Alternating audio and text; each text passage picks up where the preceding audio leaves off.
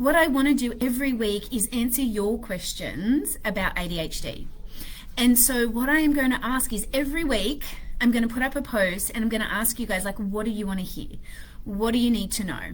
Because I want this space every week to be informative, helpful for you guys. Now, heads up, if you know me, there will be swearing. I've tried to filter in the past. It doesn't work. I'm a swearer. I embrace that now. If you don't like that, I sincerely apologize. Maybe you don't want to be watching my lives, but that's just a disclosure straight up. Now, the other thing that I want to let you know is that what I'm sharing each week, it's not to replace mental health support, right? Some of the times you'll get me, the psychologist. Some of the times it'll be me, the coach. Some of the times it'll just be mum or Sky, right? And so I really encourage you, like, if you need that specific support, please find your person that you can access so that you can have that support. So I thought I might start by just giving you a little bit of, like, if you don't know me already, a little bit about me and like why you might want to even listen to me in the first place, right? And so I'm Sky. I am a mum of 4 beautiful, crazy, full-on little humans. One of them is ADHD and autism, and I'm going to come back to that in a minute because that's something that's kind of sparked why I've kind of shifted gears, right? But I've also been a clinical psychologist for almost 20 years, and I've got ADHD coaching training as well. And here's the thing, like, I have spent so long of my life like behind anxiety, right? And I don't know, if you've got ADHD, you will know that ADHD comes with friends, right? And I'd love to hear from you, like, what are the friends that your ADHD brings along? So for me, it's been anxiety. I've had panic attacks. I know for my son in particular, he's got his autism. There's learning difficulties, some oppositional, beautiful behaviors. But for other people, it might be things like bipolar or schizophrenia, borderline personality disorder. Like, there are so many things, like skin conditions, right? Medical issues. There's so many things that ADHD comes with that a lot of the time, this stuff can feel really loud and we can get caught up in managing all of this. And I don't know about you, but for me, my ADHD was on the back burner for a very, very long time. And more recently, when my son started high school, and his high school's been amazing, can I just say, in trying to support and manage him and his behaviors and his needs and all of those things. But I've just noticed the impact that our environments have on our internal world, right? And it got me thinking about me and my internal world and the stories that I've created about my own ADHD. And so one of the things that I've always been passionate about, right, is that you get to be yourself, right? Like, being you, showing up in this world, like rocking your unique self is so fucking important. And here's the thing though, if we have different parts of us as we grow up that we've made wrong, then it's really fucking hard to be ourselves. Because instead of focusing over here on embracing who we are and just being in life and creating life, what starts to happen is we kind of go over here and we spend so much time trying to manage or fix, or even for us ADHD, like become neurotypical in some ways, right? And so all of our energy is wasted over here in some ways because it's like we're throwing shit against the wall and it's just not sticking, right? Because in reality, this is the thing that I've learned, and it's super important, something I'm going to keep coming on to each week, is that you can Google as much as you want about ADHD. You can learn every single fucking strategy, there's the F-bomb, known to man, but none of it's going to work unless that relationship that you have with yourself and that ADHD part of you is a healthy one. And for many, many, many of us, it hasn't been healthy, or it isn't healthy. And so what I've been doing, particularly over this last year, is I've been really mindful of the input I get from myself and from others around things to do with my ADHD, right? Because all of that information that we get subconsciously form stories about how we see ourselves. So I want you to think about, like right now, if you just sat for a minute and you thought about for you, like what are the messages you've received growing up about ADHD? Like, what are the things people have told you? Have they said things like, I remember my reports were just like, if she just tries harder, right? If she just planned herself better, right? If she just stopped talking. And sometimes, because, you know, we swing the other way, if she just started participating more, right? If she just learned to manage her emotions. Like, there was all of these things about like, oh, I can't get it right. Like, I'm working really hard and I'm trying my best, but all the messages coming in for me were, I just can't get to the place that other people perceive that I should be at. And as my son's been growing up too, and even this year, because it's been quite tricky with him starting high school, I've started to think about like how I even like talk with him, right? And I noticed the other day, and I had to really stop and pull myself back, because when I get in my own ADHD and overwhelm, I'm not so conscious of him and his needs, right? Like, I'm honest about that, and so I need to work on that. And the other day I went into his room, and seriously guys, it had been like literally nearly 2 hours, right? And I walked in, and this kid still had one sock on one foot and one shoe on the other foot, but not did he have the sock and the shoe on the same fucking foot. And I walked in, and my first sentence was, for fuck's sake, because we swear in our house, right? For fuck's sake, mate, like, how hard is it to put your fucking shoes on? Like, literally with the hand. And in that moment, I was like, fuck. Like, I do it too. Like, I make an assumption about him and what he should have been able to do in those 2 hours, right? And because he didn't meet that, I've already made him wrong.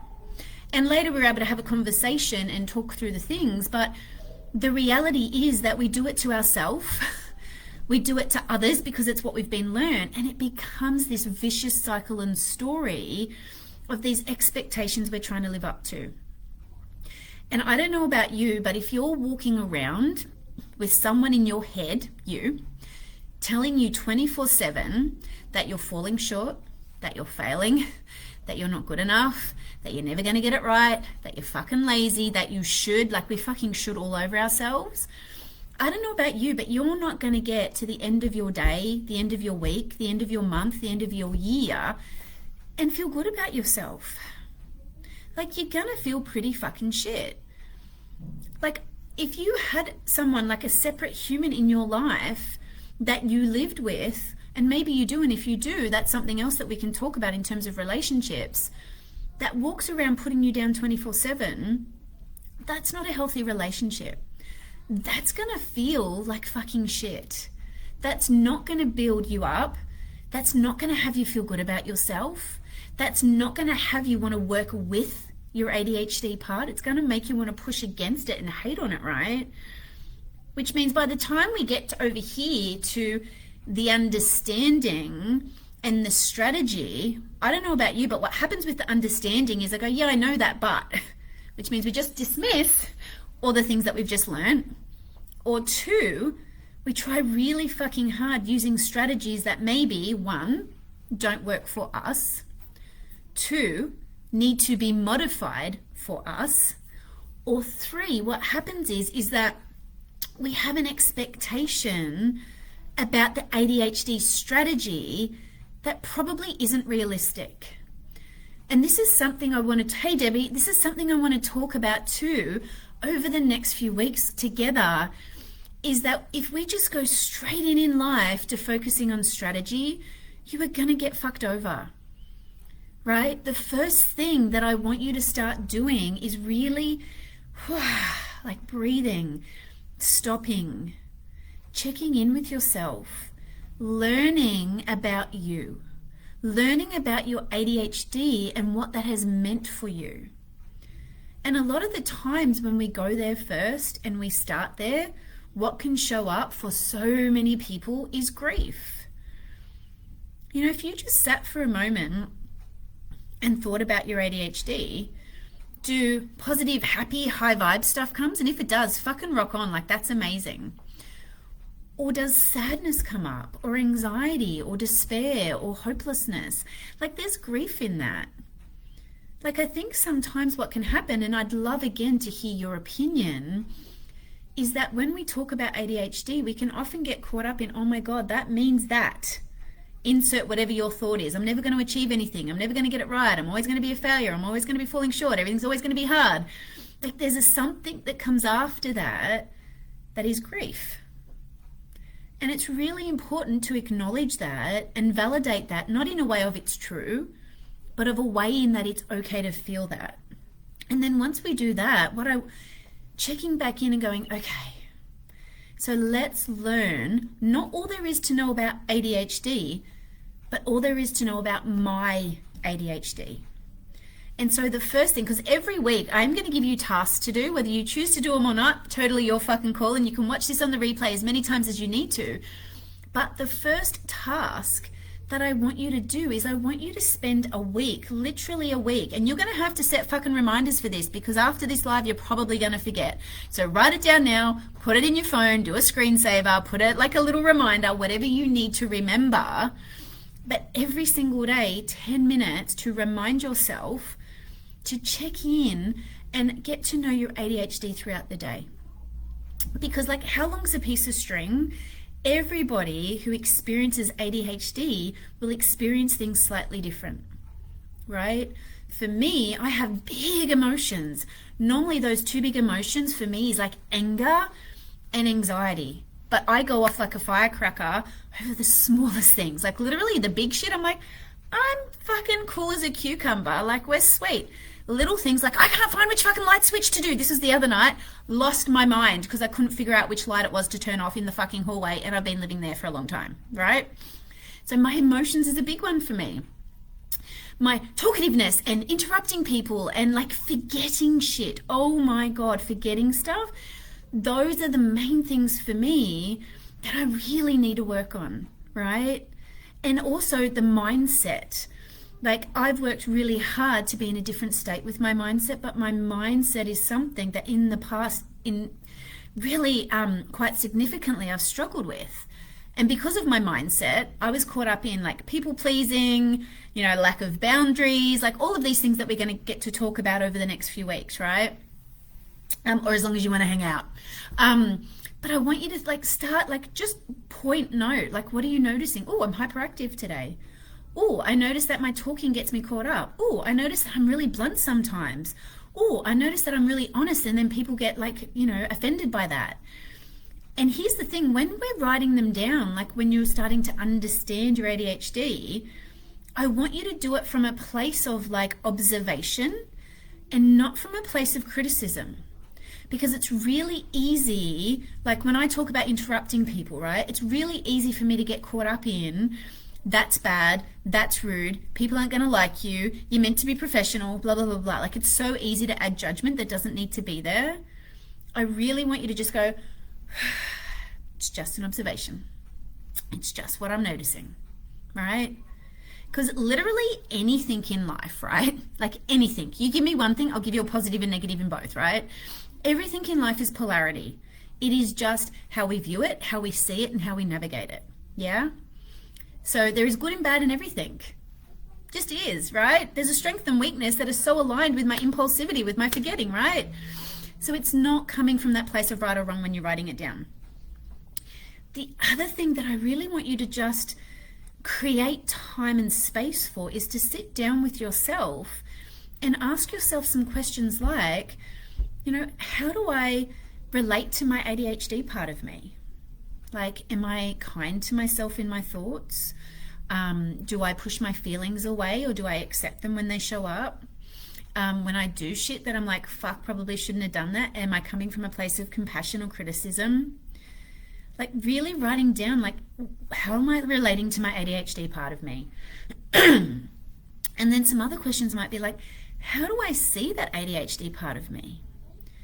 Like, do I see that part of me as something that I love and I want to embrace and I want to support?